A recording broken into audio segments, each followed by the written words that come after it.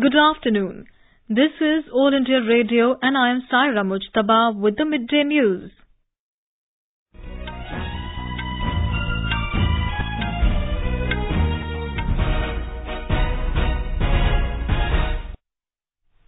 The headlines.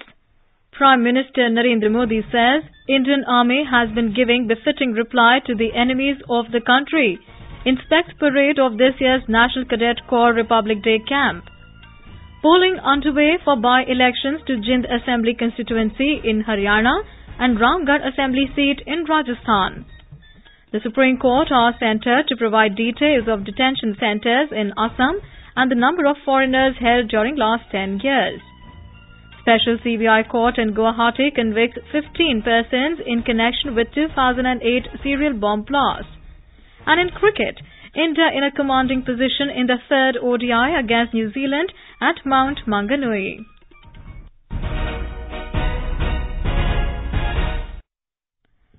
Prime Minister Narendra Modi has said the Indian Army has been giving a befitting reply to the enemies of the country.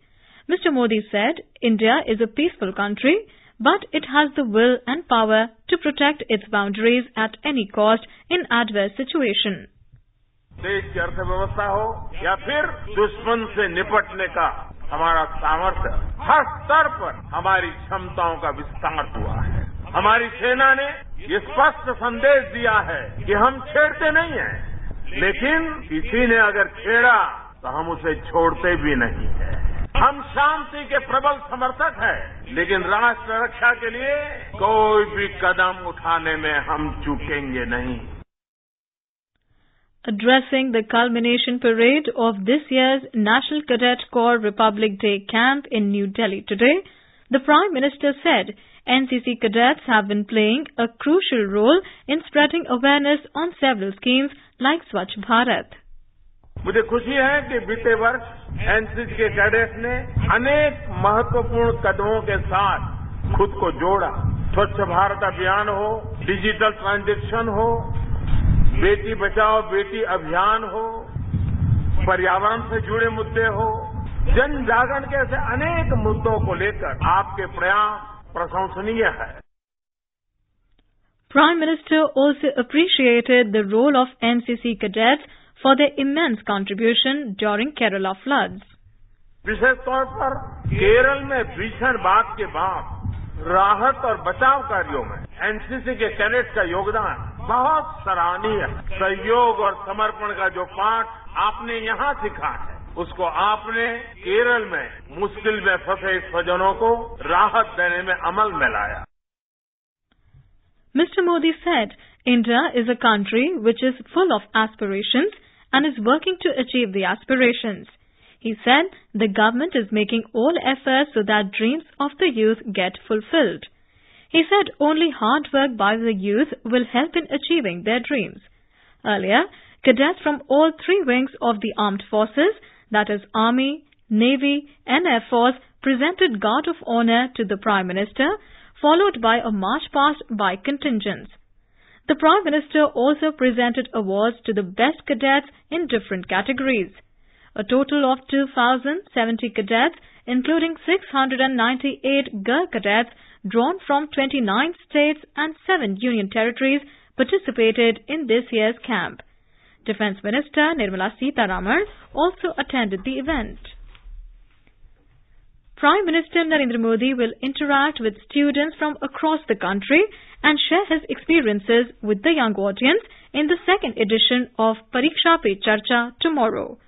During the unique interaction, students, parents, teachers and Prime Minister Modi will come together to discuss how students can appear for examinations without stress and tension.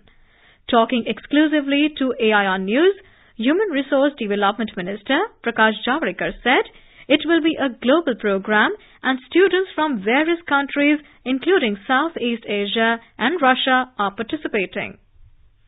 Russia, Middle East countries, South Asian countries, Nigeria and other African countries are also participating. So, Indian students there also will participate and they will also involve themselves into this exercise of how to appear for examination without tension. This program will be broadcast live on All India Radio. It will also be telecast live on Doordarshan. Arrangements are being made for live telecast of the program in all government and CBSE schools and higher education institutions and colleges of the country and abroad.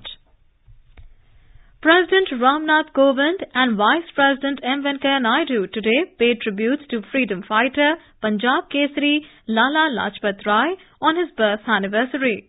In a tweet, Mr. Kovind said Lala Lajpat Rai inspired the nation to fight colonialism and encouraged social reform and domestic enterprise.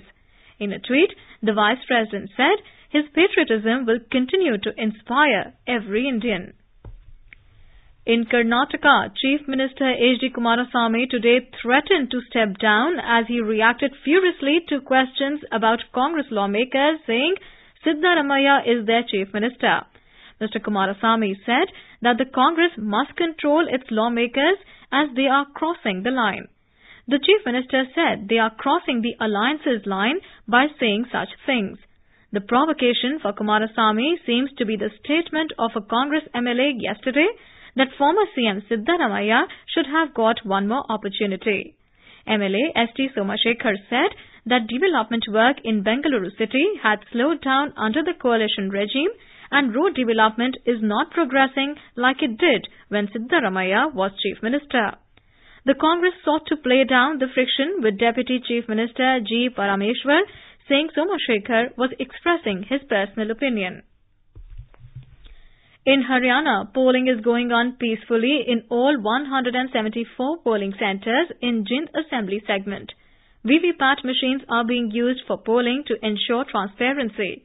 According to official sources, 44% polling has been recorded till 1:30 p.m. Polling will continue till 5 p.m. The by-election was necessitated after the death of INLD MLA Harichand Midday.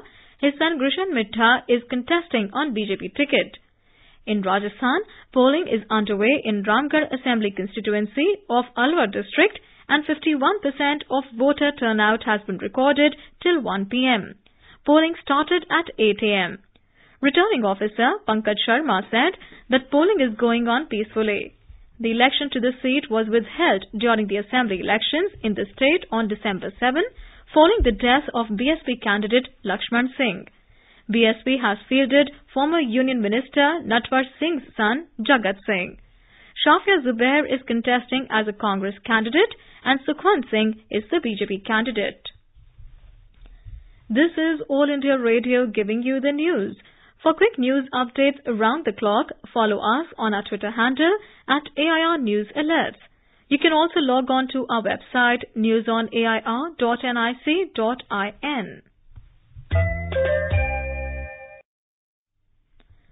The Supreme Court today directed the centre to provide it with various details within 3 weeks, including number of functional detention centres in Assam and the number of foreigners detained there during the last 10 years.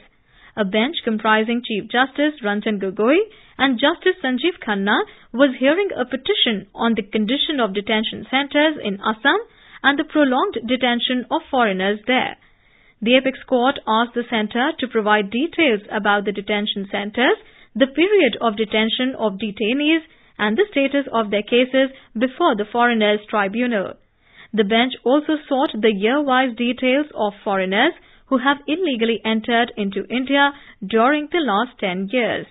The court has now posted the matter for further hearing on 19th of February.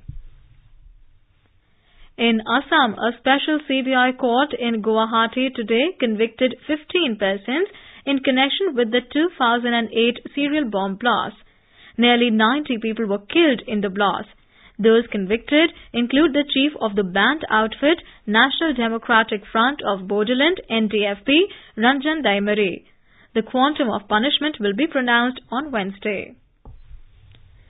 In Rajasthan, Minister for Road Transport and Highways Nitin Gadkari will lay the foundation stone for 4 national highway projects worth over 3,237 crore rupees.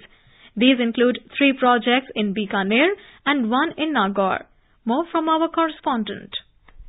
Mr. Gadkari is to lay the foundation stone of 2 projects and inaugurate 1 project in a function to be held at Bikaner in a short while. The project whose foundation stones are to be laid down include National Highway from Raising Nagar to Pugal, Khajuwala Pugal and Pugal to Noka Bap sections of NH 911. Mr. Gadkari is to inaugurate Bikaner Falodi section of NH 15. At another function in Nagaur, Mr. Gadkari will inaugurate the project of Salasar Nagaur section of NH 65. The projects will contribute towards economic upliftment of Western Rajasthan and improve the security scenario with better connectivity in border areas. Jitendra Dwivedi, AIR News, Jaipur.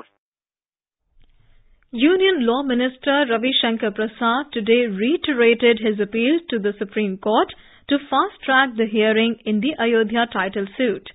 He said if it could happen in the Sabrimala issue, it can be done in long-pending Ayodhya issue as well. Talking to reporters in Patna, Mr. Prasad said a large section of people in the country want a grand Ram temple at Ayodhya, and they also want that the hearing in Supreme Court on the case should be completed at the earliest. The Union Minister said that the government and the ruling party have always said that constitutional roadmap should be followed for the construction of a grand Ram temple at Ayodhya. Environment and Forest Minister Harshvardhan today said NDA government has doubled the budget dedicated to tiger conservation.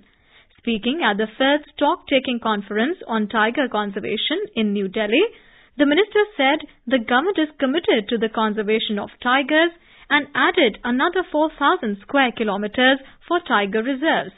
The conference is being held for reviewing the progress of St. Petersburg Declaration on Tiger Conservation in the wild across Asiatic region. As per latest estimates, there are a total of 2,226 tigers in the country. India has 50 tiger reserves. A Pakistani delegation is arriving in Jammu today to visit the Chenab River Basin for inspection. The inspection is mandated under the Indus Water Treaty. Pakistan's Indus Commissioner Syed Muhammad Meher Ali Shah and Indian Indus Commissioner Pradeep Kumar Saxena, along with their respective advisors, will undertake this tour in Chenab Basin of Jammu and Kashmir. The Indian leg of general tours of inspection of Permanent Indus Commission will be held from 28th of January to 31st January 2019. More from our correspondent.